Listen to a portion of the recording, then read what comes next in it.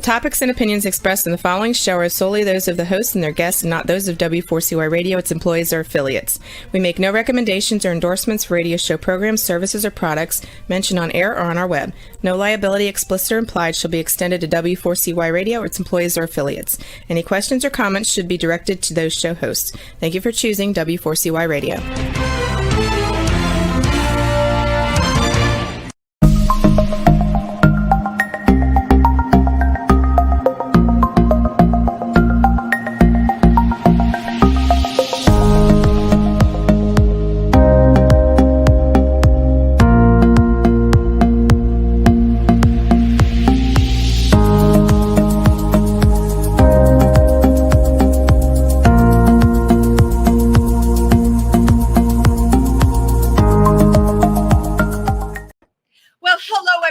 Welcome to Triversity Talk.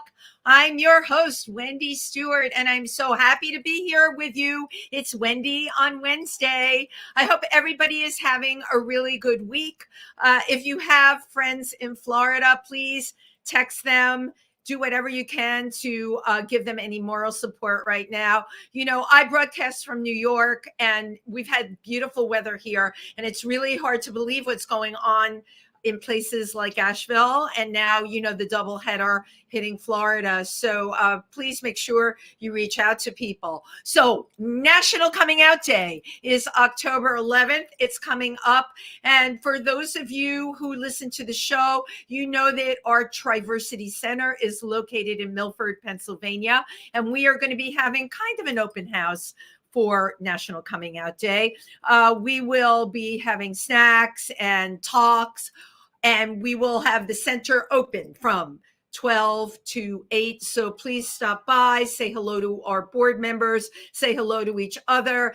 People will also be sharing their coming out experiences, or you can just hang out. Okay, but let's make sure we get to see your faces. So it's very appropriate that I have two amazing women on tonight. Normally they're three, but one could not be here. Okay. They are well known as a band called Betty. They use music to channel their passion for representation, fairness, and equality. And they blend, I have to say, their beautiful voices for causes that they fight for and believe in. They collaborate with other talents, and they use all of their artistic endeavors to support women, girls, and of course the LGBTQIA community. Let's welcome Betty. Woo! Yahoo! And there you are. We have Elizabeth and Allie here tonight. Now, just because I want to give a shout out, who am I missing? You're missing Amy, who's my sister, and she's got bronchitis, and she's really sad she can't be here, but she's really, really sick. And we're playing next week in Provincetown, so she has to get better. But I know that's the most important thing. You're in Provincetown next week for a couple of days. Am I correct? That's correct. From Thursday through Sunday, the 17th through the 20th. We're playing at the Post Office Cafe and Cabaret, which we adore, at 7 p.m. Okay. And Sunday it's 2 o'clock. That is absolutely great. So, and I want to, before the show ends, go over all the places you're going to be, because it seems to me like you're everywhere. I first, believe it or not, became aware of your group in the early 90s, and you formed in 1986. Am I correct? That's correct. That's right. We've been around for 38 years, girl. That's a long time. That, you know what? That is a really important thing. And I'm glad that you said it, because the landscape that you've been performing in and what you stand for has drastically changed in many ways. Let's just say it has ebbed and flowed. Since, is that the best way to put it? Yeah, right. We really thought we were gathering steam up there for a while, and then things happen. All right. Well, you know what? We discuss this often. I say it's just a pendulum. I say it's like we go this way and we went so far this way that people freaked out, and so we're swinging back the other way, and we're going to be going back and forth. So that's what I think of it as. I don't think that we're like in some irreversible spiral downward that we can't come out. I don't think it's irreversible either. And you're 100% perceptive when you say it is a pendulum going back and forth. But you know what? It is daunting for a lot of people, especially a lot of the younger people that don't know history, the same history that we have lived. And they're like, what the heck is going on? You know, we had marriage equality. Now everything's getting crazy. They're passing all these they're trying to pass all these LGBTQIA anti bills. How could this be happening now? And I got to tell you, even some of my friends that are older are having a really hard time with it, which is why what you are doing is so important. You're using your art to raise awareness.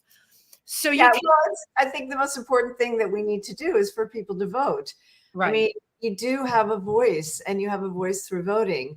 And people that say that voting doesn't matter, they're really wrong, because it changes everything. So we have to make sure that everybody gets out there and votes, because it's how a democracy works. And if we want to move towards having a real democracy, which we've never really had, but we've come close, but we have to really work on it, and we have to put the effort in to gather together as a community, as opposed to being fractioned, and come together, and as women, as LGBTQ, as Jewish, as Christian, as whatever it is, we need to come together and vote for the better interests of everyone. I think voting is part of it, but I also think, I just read recently that democracy is like brushing your teeth. It's something you have to do every day. And it's true. You don't let the jokes go by when people say certain things. You every day you have to stand up and do something or say something and keep going in the right direction. Because if you don't, as soon as you let go, as soon as you get flabby, girl, it's all gone. I think some of us were asleep at the wheel a little bit. And I mean, we know, because we when we started, we were in DC, and it was under the Reagan era. And so we saw things as they were actually occurring, as he changed the laws to make it more feasible for us to eventually get to where we are now, which is where women have almost lost the complete right to choose to have an abortion if they want one. And so, but that started, pretty early. It started as soon as Roe v. Wade was passed. People started this grassroots movement of stopping it, of overturning it, and they finally got somebody in office who promised to do that, and achieved it. Okay, so then, as you know, the elephant in the room is Project 2025. All right. There's a lot of people that are on the same side as all of us and who know about it. And then there's everybody else. They may have the similar ideology that we have, but they really don't know about Project 2025. And I can tell you, there is a whole lot of people that are like, what? Oh, no, that must be one of those, another conspiracy thing. And then you have on the other side that are pushing that agenda. So we're in, that's why I said to you, these times it is a pendulum, but we got some heavy duty stuff hanging over our heads, right? It's true. And what's most unfortunate, Wendy, is how fractioned, as you used before, all of our sources of information are. Right. Because if someone is purely and simply being fed a diet of like Newsmax or Fox, their facts, their reality is so vastly different than our reality, who have a wider source of where we're getting our information from. And it's really, that's where we have the biggest problem, I think. And I don't know what to do about it. Ever since the deregulation, it's really, that's the part that I find really terrifying. Now that they're also banning books and saying that certain things like PragerU, educational devices, can be used in classrooms, which is really insane. That means that people are being indoctrinated at a younger and younger age. So, like we said, democracy, you got to do it every day. You got to make sure you're continually fighting with your school board to make sure that the information is getting out there and all those things. And you hit the nail on the head. I mean, I don't know, you probably heard my intro, but Triversity is located in Milford, Pennsylvania, and we are called Triversity because we represent New York, New Jersey, and Pennsylvania, but the rural areas. So 1 hour and 40 minutes from New York City, where I am. Most of my friends can't believe when I showed them YouTube videos last year of the school board, the issues, the things that people said. There are blogs in our area in Pike County that would absolutely make your hair stand on end. The things that people say, the racism, the homophobia, the transphobia, and pardon my French, the crazy shit that people have been empowered.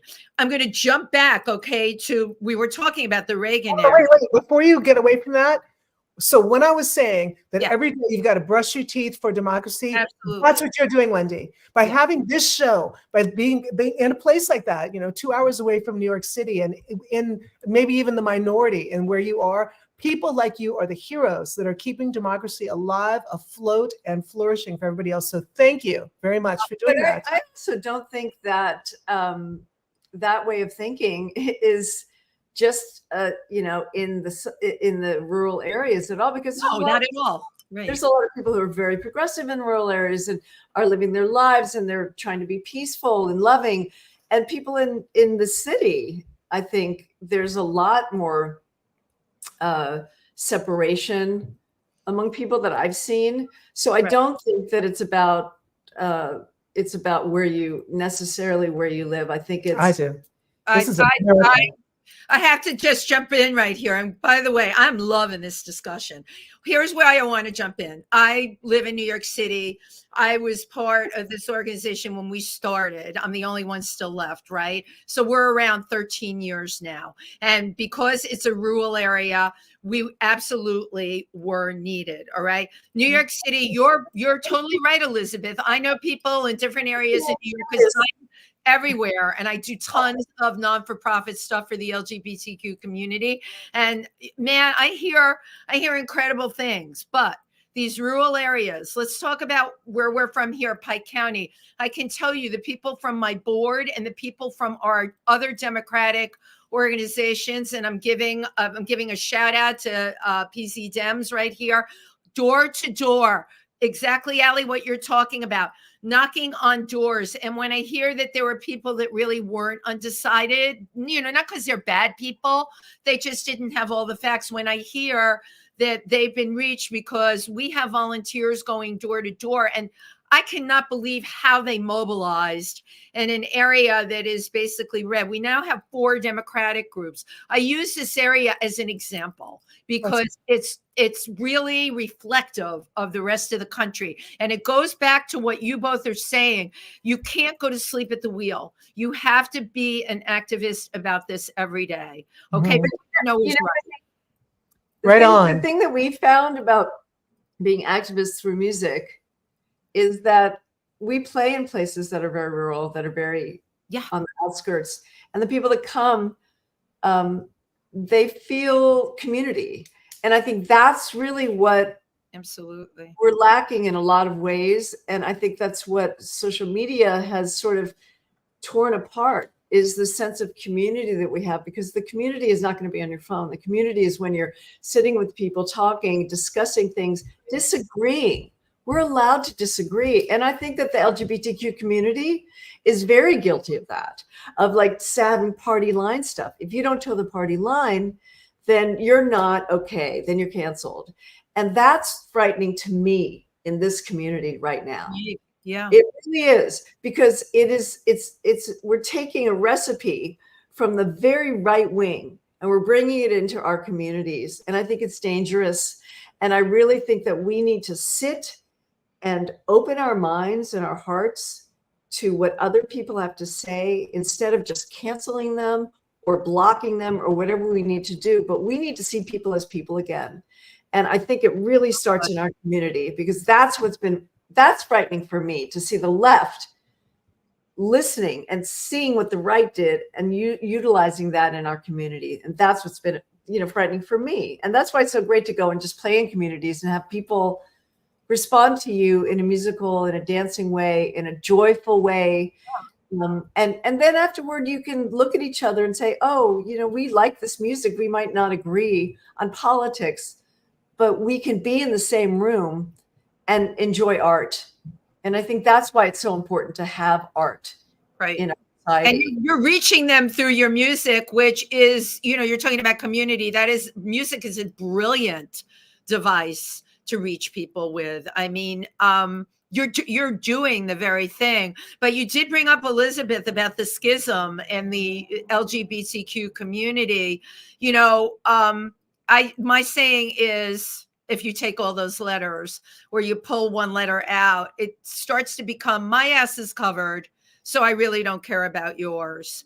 And the G's will say things about the L's. The L's will say things about the T's. I have had so many trans guests on this show, because that, for me, that is an area I really want to advocate for, because I think it's so completely misunderstood in the LGBTQ community. It is so misunderstood. And how do you get that out there? Will you advocate for people? I put guests on this show that are doing incredible work, that are trans. I put doctors on this show. I try and do everything. But again, what we're all talking about here, it's communication, whether it's music, whether you're putting your guests on. When you get out there and perform, you don't just play music, you talk to your audience. And it's exactly what you said, Elizabeth. It's the live factor. Okay, you can sit down and have a discussion. We don't need to all agree with each other. But this thing, this computer, which we're all on tonight, it's not only completely polarizing, it's the stuff that comes off of it. Ellie, you mentioned, you know, the crazy stuff that people take from the media. It's a continual feeding of it.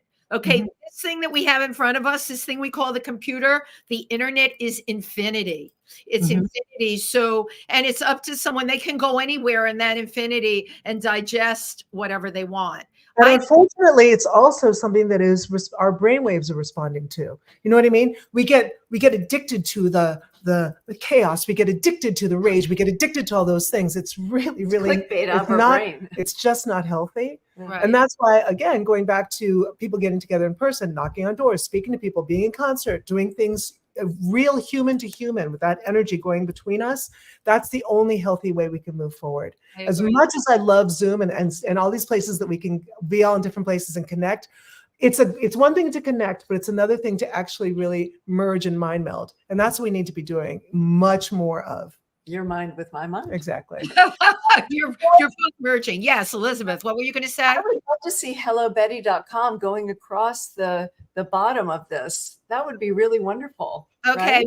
well, if you can make that happen with the other one going across the bottom, that would be great. Do your listeners know, or your viewers know, about the mysterious There you one? go. The mysterious one who is making all things happen, like the wizard behind the screen. He is the wizard, and believe it or not, Juan is in Florida right now. So I was a little worried. So God bless him for being here, and God bless W4CY. Represents a lot of podcasters. They have all kinds of shows on there, and again, that's one of the positive things, right, that's come out of the internet. You get to meet. I've met so many people from doing this, from being a guest on podcasts, from hosting podcasts, from being co-host on other people's podcasts. And these discussions, my God, they are really, really important. But at the end of the day, we are losing our ability to give face to each other.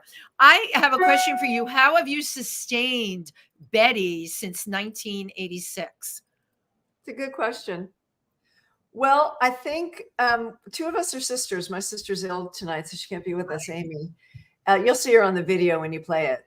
But I think we've created for that long. And I think making art together, even though it's very tense when you do it, because it involves ego and it involves, shares and things like that, turning out something great. Like we have a new album out called Eat.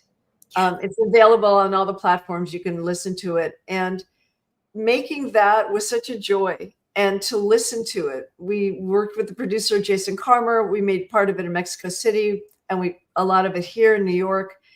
And it's just releasing something to the world when somebody comes up to you and says, I love your new album, and starts singing the song, some of the songs back to you. I think that's part of why we keep doing what we're doing. That and because we're friends and we get to travel together. I think it's the ongoing adventure. None of us are the people that are like, in 5 years, my plan is. That's not who we are. Amy probably is more than Elizabeth and I are. Elizabeth and I were perfectly content at the very beginning of our career to sit at Tucson Cantina, eat chili con queso, and knock back like shots of wild turkey. You know what I mean? I would never think that, by the way, when like I read what you've done and how you've used your music, you know, even on a commercial level, where your music's been used. I mean, that's incredible to me. From you're an independent band and you have done so many areas of the music industry. There's not a lot of indie bands that can turn around and say that. Yes, but you know why? I think a lot of people have a prescribed pattern that they think is the right thing to do. Their manager tells me I have to do these many gigs in a band and do this. We've never been that. We've been the ones sitting at the cafe on the corner, and people passing by just come by and talk, and we spend some time just like this, talking about the world in Washington, D.C. And someone come over and say like, hey, I've got this gig. And so that's how our career sort of evolved. All these amazing things happen from conversations and connections with people that we meet along the way. And that's what's made it such an adventure for 38 years. We have no idea what might be happening next year, but we just know there's going to be some really exciting, fun things. I think just that carrot will keep you going on, dangling. Will keep you going. I say it all the time, right? Also, we're saying, well, we want to see this, or we want to play here. And then we make it happen. If somebody doesn't make it happen for us, you know, right now we're obsessed with playing in Japan because we've never played there, and we played so many other places. And we love the wisteria. Yeah. Love the wisteria. So we want to go to Japan and Cherry Blossoms. Yeah, we have fans there. You know, we have a lot of fans there, and we'd love to go play there, but we've never played there. We don't have an in there. So that's what we're going to concentrate on this year, even though we have all these other gigs. Let's play in Japan. See, that's what it is. We manifest stuff. Yeah. We see our tea or whatever, and we say like, well, let's do this. Let's make this happen. And we just put our energy out there. And because there's three of us, if you remember the most famous witch trilogies, they're all, you know, there's always this power of three women coming together. Right. And so somehow we manifest these amazing adventures that happen year after year, like little lily pads that we keep hopping along. And before we know it, we look back and 38 years have gone by. Yeah. But I think what you said before is the reason. You are out of the box. You never had anyone telling you what to do. A lot of the groups, I've been interviewing more and more indie bands, even on my other show. I really love it but a lot of them have not been around a long time. You have managed to not only be around for a long time, your sound is very fresh, and you can keep putting your desires and your agenda forward to change things. There's not a lot of people that can do that. And then, you know, you're like an octopus with tentacles. You know, you did an off-Broadway show. Now you're doing another one. I mean, who has their tentacles in so many directions? Your music was on the L Word. It was on the show Encyclopedia. So again, I don't take it lightly that you have manifested, because when I was reading about you, I'm like, oh, they're like me. They have to manifest it. Nobody's going to come along and give it to them on a silver platter. They have to have the desire and create it. And I think really, thank you very much.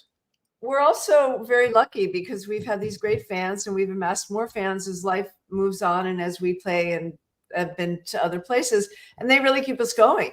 You know, our fans have been very loyal, and I think that happens also primarily in the LGBTQ community. When we started playing in 1986, we were in two other bands. So we've really been playing together since 1981. So we saw the advent of the whole AIDS crisis that happened in DC, and they were our friends, and we would play AIDS benefits. When they first started, we'd go to hospitals and sing for our friends because of course you would. And then people told us, you can't do that because it'll destroy your career. You can't play a gay pride. It'll destroy your career. And we basically said, fuck you. You know what I mean? It's like, and when we played the first gay pride that we played, which was, I think, like 1982, it was on Beyond Zebra, right? Yeah. In DC. Where was it? Where it was in DC? In DC, hidden. It was hidden. And you had to know where it was because people were so afraid. You had to have the password. Pictures. Basically. Take pictures because people were afraid they'd lose their jobs. It's behind some bushes. Nobody would play for it. So we played for it. And I mean, it's great to see what's happened now with the gay community. Fantastic. But me as a lesbian, and in that community, in that world, I sort of miss being an outlaw. You know, it was fun. It was fun being an outlaw. It was a little bit more sexy. I mean, I'm glad that everybody has gay marriage and all that stuff because we need to be equal. But that's never been my jam. I didn't march in the streets to have what straight people had. I wanted to change the paradigm. That's really what I wanted to do. I wanted to make marriage something that wasn't what everybody aspired to, that everybody didn't need to have children.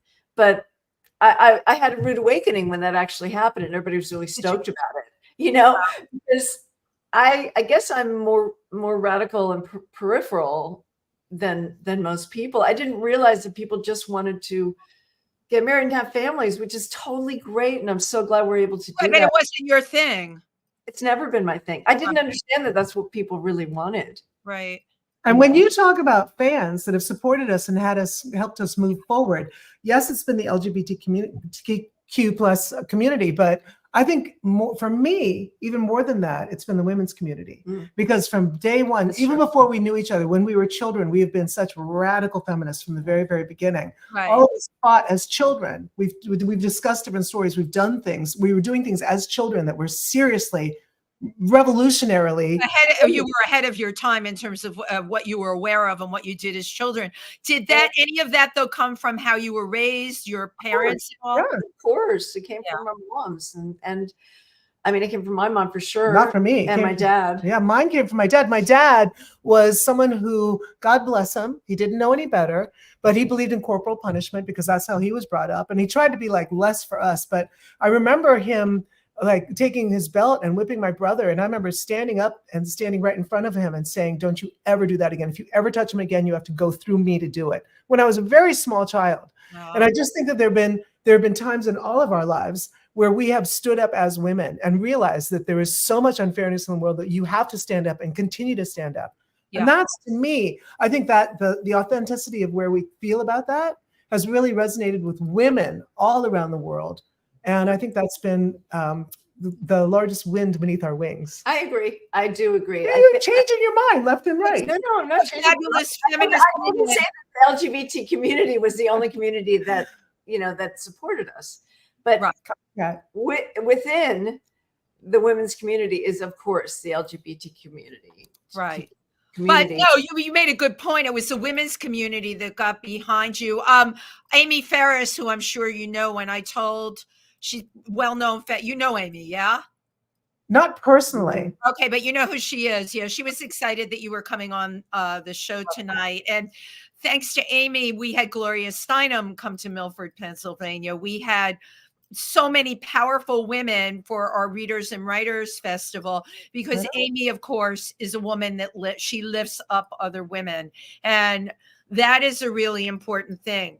However, I'm going to give you the other side of the coin now. And you're both really brilliant. So you know what I'm going to say next. No, I have no idea. Entire clique of women, okay, and I'm seeing them at all ages, that not only would vote for the other side. I don't care if you're a Democrat or Republican. Okay, that other person running is completely like, that is so out of left field, and he's such a horrible example of a male.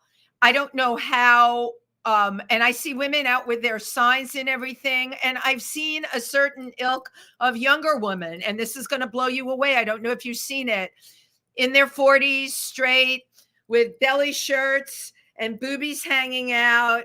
And they're, you know, I'm voting for Trump. Yeah, Trump, Trump all the way. I don't get that. I don't understand that at all. And a number of them have like heavy duty jobs. All right. They have like careers that they're highly educated for, but there is that ilk out there. What the hell is that? And how did that come about? This is going to be written about for decades to come, because the charisma of this man it goes beyond me. I do not understand. I've never understood it, but people are completely drawn into him. Also, I don't think being highly educated necessarily makes you morally adept or makes you understand that fairness is important. The first person that ever sat with me and denied the Holocaust to me was a full professor at Georgetown. Oh, Jesus. So having an education does not make you smarter. It doesn't make you more empathetic. It doesn't make you understand the world more. I think it helps to be educated, but it's not everything. Right. Or maybe you're so developed in one area, right, that you have shut off other areas and you don't stand to reason, like a Holocaust denier, you know? You know, this past weekend we had a fantastic gig in Fire Island, which I'd never been to Cherry Grove. Oh, I had a house there for 5 years in the pond. Did you? Okay, we'll have to talk some other time because I loved Cherry Grove. And I was talking to, there's so many wonderful progressive people there. I was talking to this woman who I just was like mad for. She was so wonderful. We were having this great conversation about our kids and our, you know, our partners and all this other stuff. And somehow after about 45 minutes of talking, it came around to the vote. And she was like, well, I don't know who to vote for this time. And I was like, wait, you live on Cherry Grove, you support LGBTQ people. We had a great conversation as moms. Everything you talk about is something about supporting women. You're very, very progressive and feminist, and yet you don't know who you're going to vote for. So there's just no telling sometimes. There just is no telling. And I think it goes back to what you were talking about, which is getting misinformation. There's so much misinformation. There's so much propaganda out there now. And there's very few people that are running them. If you look at who owns TikTok, who runs, you know, Meta, we're getting fed all of this misinformation, and for reasons that usually go back to money. Not to sound like a conspiracy theorist, but no, but that's the truth. I mean, it's corporations not getting the real information. There's a lot of propaganda out there, and people aren't aware enough or too lazy to go and find out, read some history books, find out the reality, find out what's going on. Well, you know? Unfortunately, they also have their own history books and they have their own reality, and that's been fed to them. And so it's not about even being ignorant. It's about being encased and enclosed in a different place. And I don't know how you get through that. I really don't. You know, it's when my mom and dad were coming up, they were always talked about Walter Cronkite. Oh my God, of course. There was one source of information for everybody. You know what I mean? And now that there's so many different sources, it's really unfortunate. It really is. You're even getting misinformation now about the storms because it's sensationalized, right? But it's been politicized. So people are misinforming about things that are happening in the environment because they don't want to admit to global warming or it's climate change. It's just so crazy. You know, so manipulating information about storms and things like that when people's lives are at stake. And exactly right.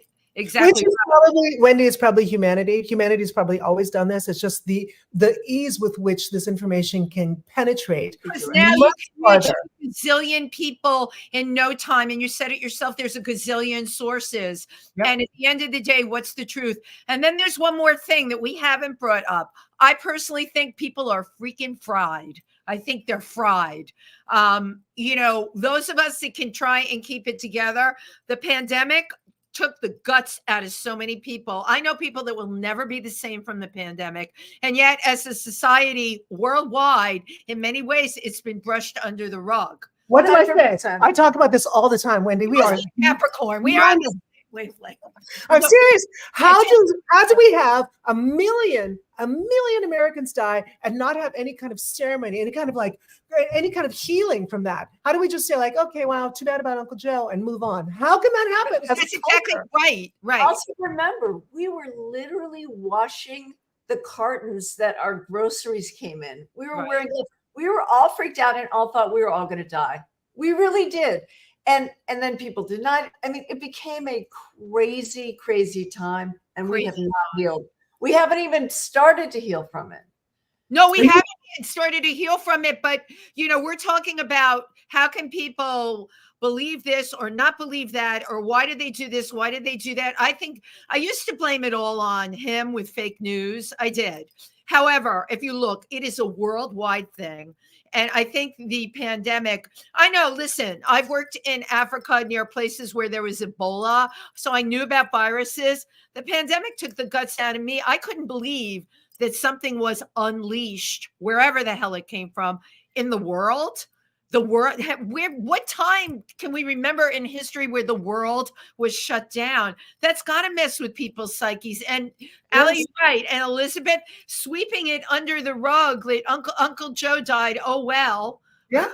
And that happened everywhere. All of us knew someone. All of us lost someone. Where was the mourning? Where was the national coming together to say this was a tragedy that happened, regardless of where we thought it came from, regardless of who is to blame? We all lost someone. Where was that one thing where all the preachers, if you will, all the humanity? Yeah. Where was the humanity? But I mean, I just didn't think, it was just so sad to me that one person didn't come forward or get a group of people come together so that we could at least mourn, because I think mourning is so healthy, and we didn't get a chance to do it. We're not mourning here, and we're not mourning anywhere else in the world. Everyone has just moved on. Okay. And now it's the 1-2 punch. We went from that to climate change. Now we have the election pulling up the rear. But again, not just here. If you think about what's going on, I try and think globally, right? A lot of people are like, well, they can only handle what I have to think globally, because that's how I live my life. With everything that's going on, we're back to knocking on doors, all right, to tell people to vote. That at the end of the day, I think that we have to all do our version of that. Yeah, I knocked on doors for Hillary in Pennsylvania. You did. God bless you. Thank you. Actually, that's when I sort of knew she wasn't going to win, because I was convinced she was going to win before that. But I was knocking on Democrats' doors in the suburbs of Philly. And so many people were so violently against her, and for no reason. And there's one big reason. Because she's a woman. There's a big reason. Because I was just speaking with someone who's a friend of my partner's, and he was like, "Well, there's no way I'm voting for her." He's like, "I would never vote for Trump, but there's no way I'm voting for her." And when you're like, why? There's no explanation other than the fact that they cannot have a Black woman telling them what to do. And that's so real. Right. Yeah. It's unreal to us, but you have to ask yourself, is that culturally bred in? Okay. Is that environmentally, you know what I'm saying? Where does it start, that mindset? It's a mindset. I think the answer is yes. Yeah. It's all of the above. It starts very early, and it starts by negating women and girls, especially girls, when they're not learning science, when they don't raise their hand in class, or if they do raise their hand in class, the boys are called on first. I mean, it starts very young. And the thing that I want to get back to is that music takes us out of it. Totally. It brings us together. So I don't know if you've heard our new album, but I didn't hear your album. I heard what was on your, one of the songs that's on your website. Should we play the video now? Should we let people know? So, Allie, you just jumped in there, but Elizabeth, you gave me the perfect segue about your music. And yes, we are going to play the video now, but hold on. I want to say something. Juan, before you play the video, this video was directed by Allie's daughter, who was 20 at the time, 20 years old, Ruby Salvatore Palmer. Shout out to you. Okay, Juan, you can play the video. It's from my new...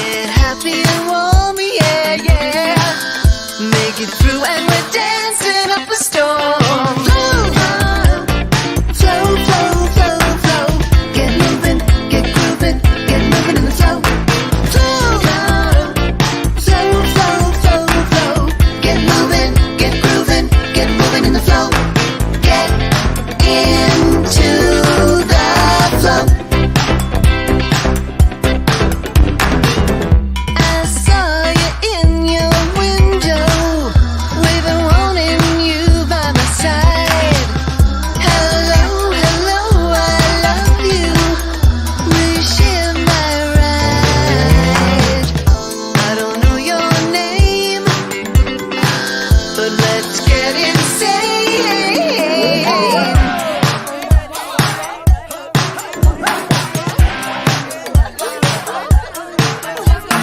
Come out wherever you are.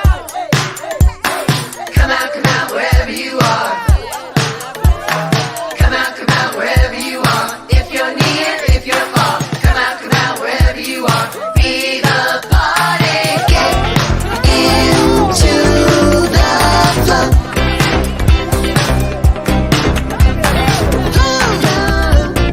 Flow. Get moving, get grooving, get moving in the flow. Flow. Get moving, get grooving, get moving in the flow. Flow. Get moving, get grooving, get moving in the flow. Flow. Get moving, get grooving, get moving in the flow. Get into the flow.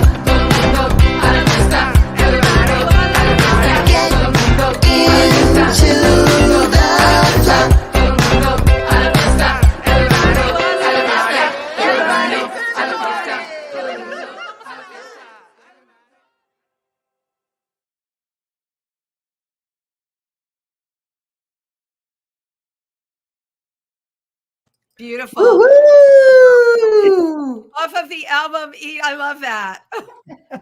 That is such a happy, upbeat, such a great song. Thank you so much. It was one of the No, ones it we did really- in Mexico City where we all It makes you want to move. And at the very end of it, if you're playing it on stage where you sing Get Into the Flow, don't forget to vote. well, I wish No, you had. we don't do that there. I wish I you know know you know, but Let's say that's what we sent that's you, what came Wendy. in my head, Elizabeth. No. I mean, listen, people that come to our shows are going to vote. No, that's why we have a jingle. We sent you a jingle. Unfortunately, we weren't able to make it for your viewers, which is unfortunate. But we constantly are doing PSAs and jingles, and we have one about October 26th in New York is the first day to vote and the last day to register. Oh, we'll sing it to you. Just two we'll people. sing it. October 26th, choose your future. October 26th. First day to vote, last day to register. October 26th. Vote yes for equality on the ballot back. October 26th. Yes. October 26th. Vote yes for Prop 1 ERA is back. October 26th. October 26th, choose your future. See, in New York, hey, New York, that was for you. That's so fabulous. Well, that's what we do in our shows. We have our concerts, we have certain things we say, we have spoken word, we have monologues, we all that, but we will also do little political jingles and stuff too to It'll remind stick in people. people's head because I was thinking I've gotten all this stuff. When do I have to remember the last day to vote? And now I'm saying October 26th.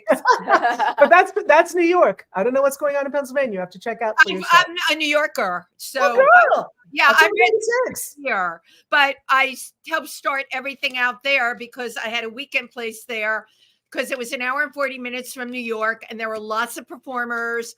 And my friend Patty Tomaszewski started this LGBTQ, and I'm like, oh yeah, we really need this. She was very determined to get that going, and she did. She's not a member of Triversity anymore because she's moved on to other things, but she started it, and she was a pioneer in Pike County to do that. And you know Shout what? out, Patty. Shout out.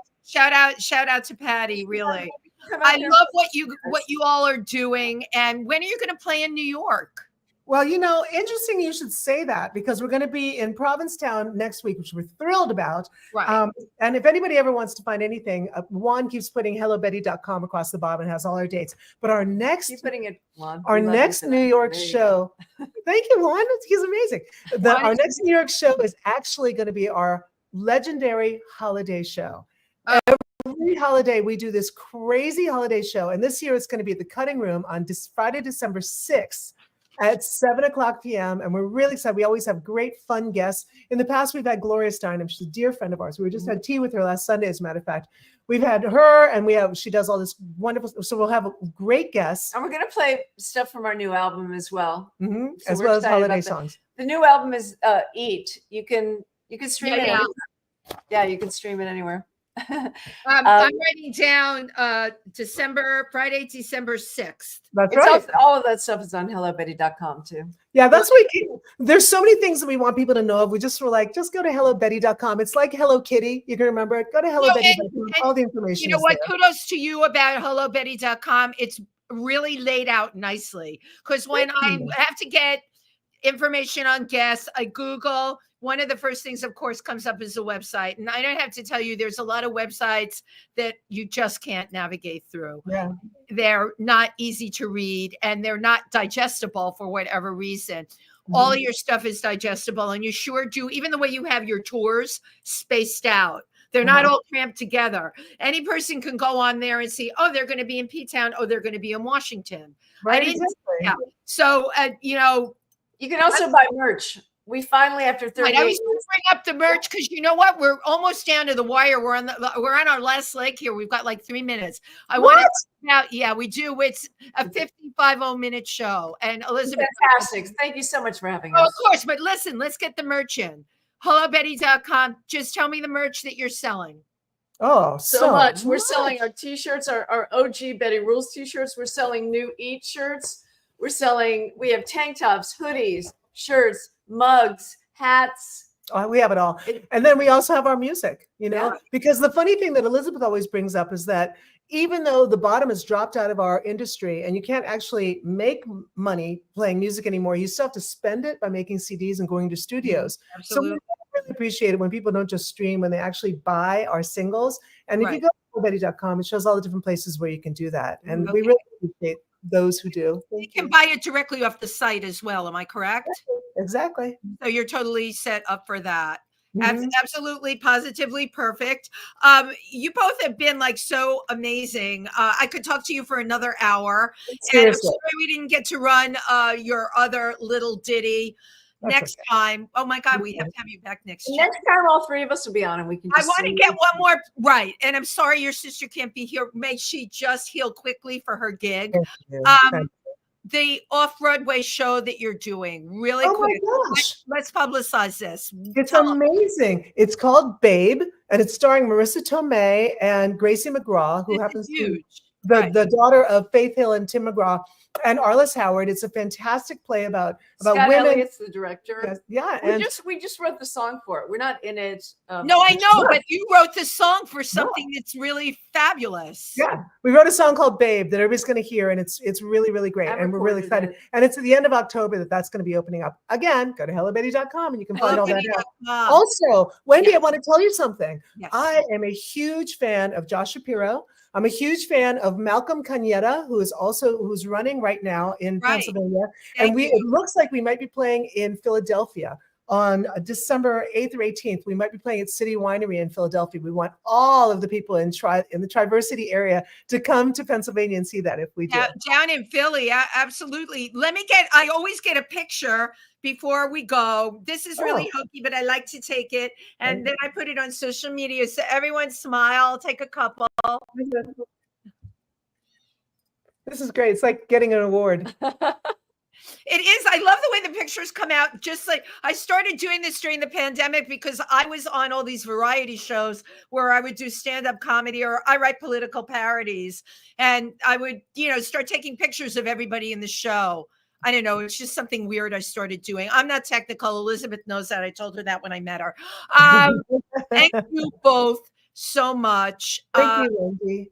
And again, I could talk to you for forever.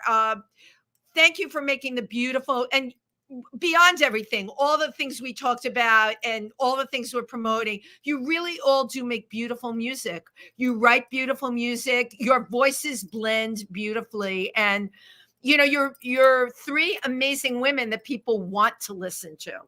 Thank you very much. I appreciate it. Thank you for spreading the sunshine that you do with your rainbow behind you and your Chrissy hair. It's fantastic. Thanks so much. Thanks for having us on. All right. And Nugget wanted to say good night. Good night, Nugget. Everybody, we'll see you all next week. Bye-bye. Thank you all.